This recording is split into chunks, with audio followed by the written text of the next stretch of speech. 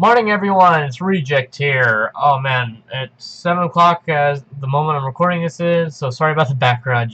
I woke up probably about 20 minutes ago, and I had a chance to make the bed yet or anything. But one thing I want to talk about, and this goes out to everyone. What's up, everyone on Twitch and YouTube? Yes, I'm uploading Geek Outs now on both channels. These will be uploaded every Tuesday, so check us out there. And since we got the whole YouTube boycott still going on, any YouTubers out there, I'm not talking about me, I'm talking about any YouTubers you like, make sure to click like on their videos if you cannot donate money. But make sure to click like and subscribe. It's the best way to help them out and check out any video they have. Well, okay, let's begin now. So this is a geek out on Samurai Jack episode 7. And I know, I got the wrong episode in the thumbnail. I put down 7 for 6. Well, okay. The last episode, Jack declared that he will find the sword, and yeah, that's where it left off.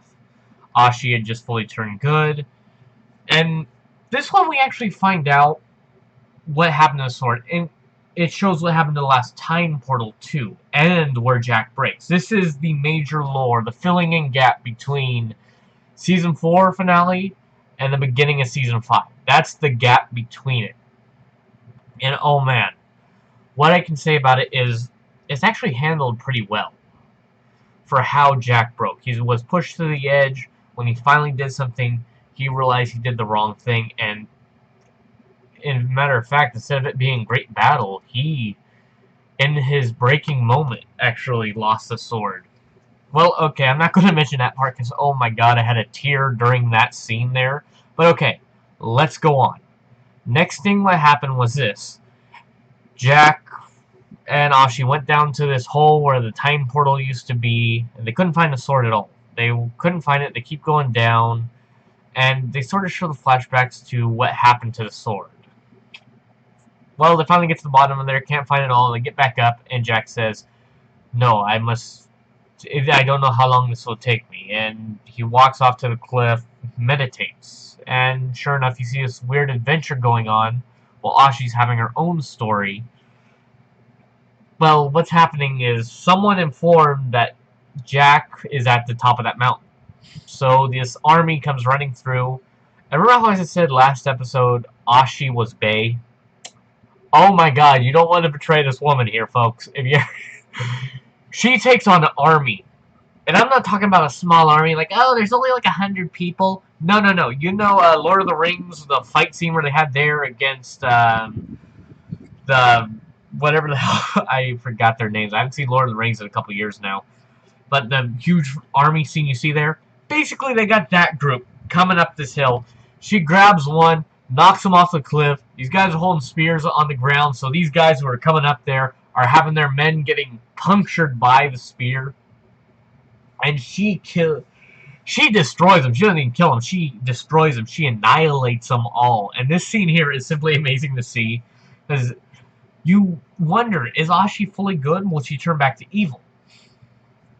And then there's an amazing scene where Ashi has to fight her mother. Her mother snuck up after the army showed up, and there's a good scene there where she says, "You failure, you were the strongest, yet you always questioned.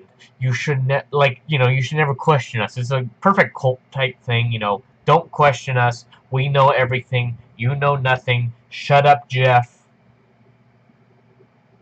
That sort of thing going on there. I don't know why I paused so much for that. But yeah, that's what happened in the episode. Ashi and the mom have a fight. And the ending was not what I was hoping it would be. Yeah, you just gotta watch it to see. I hope she returns. I hope this is more like a comic book instead of a, like a TV show classic way. Oh, there she goes off the cliff. No! I hope it's more like a comic book style. But you just gotta watch it to see that part, because I'm not going to be spoiling these episodes for you. Well, Jack goes, he does this adventure. He actually faces, remember the distorted Jack I told you about? Well, that's found out to be the manifestation of all his anger, what broke him. Everything that broke him is manifested as one being, and Jack has been following that being ever since he lost the sword. And actually, oh man, it was amazing to see the scene where Jack just says, "I'm done with you," and poof, he's gone. The guy, he obliterates the guy. And then we get a good piece of lore, and we find out more about the sword. The sword wasn't just crafted from a magic metal that anyone can use. It has to choose the wielder. And Jack had to be chosen again because of his, when he broke, he lost his samurai way, his Bushido, the code of Bushido he went against. And he has to see a scene of Ra, Odin, and not Buddha, who's the many-armed Hindu god out there? Oh man, I just gonna bug me. I gotta go on.